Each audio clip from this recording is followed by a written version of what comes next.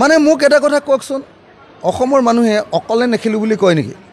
খোলোচা থকা মানুহে, খোলা মানুহে, চিধা মানুহ, অসমীয়া মানুহ চিধা হয়নে নহয়? অসমীয়া মানুহে চিধাকৈ কয় খেলিম বা নেখেলিম, অকলে নেখেলোঁ। এইটো কি বাক্যহে? এইটো ইনডাইৰেক্ট বাক্যটো কেলৈ কৈছে? গৌৰৱ গগৈ এইবিলাক আমেৰিকান ষ্টাইল আমাৰতো ইয়াত উলিয়াবহি নালাগে নহয়, হয়নে নহয় কওক? যদি ক'বলৈ আছে চিধাকৈ কওক, তেওঁ ব্ৰিটিছ ষ্টাইল আমেৰিকান ষ্টাইল আমাৰ ইয়াত উলিয়াব নালাগে নহয়। তেওঁ কওক যে এলায়েন্স হ'ব আৰু এলায়েন্স আমুক তাৰিখৰ ভিতৰত হ'ব। আৰু দেৰি কৰি থাকিলে এলায়েন্সত বিজেপিক হৰুৱাবগৈ নোৱাৰিম, হয়নে নহয়? এইবিলাক কি অকলে নেখেলোঁ, ইমান ডিপ্ল'মেটিক বাক্য কিয়? কিহৰ ভয়ত তেওঁ কথাটো ক'বলৈ ভয় কৰিছে? কিহৰ কাৰণে তেওঁ পোনপটীয়াকৈ নকয় যে এলায়েন্স কৰিম? গৌৰৱ গগৈ ইমান মানে আহিছেহে, চব মানুহে মৰম কৰিবলৈ লৈছেহে, তেওঁ এনেকুৱা কি বেকা বেকি কথা কোৱা আৰম্ভ কৰিছেহে? অলপ বেছি টেঙৰামি কৰিছেনে নাই আপোনালোকে নিজে কওকচোন, তিতাবৰৰ মানুহ নহয়। আপোনালোকে নিজে কওক যে গৌৰৱ গগৈয়ে মিত্ৰতাৰ ক্ষেত্ৰত বেছি টেঙৰামি কৰিছেনে নাই?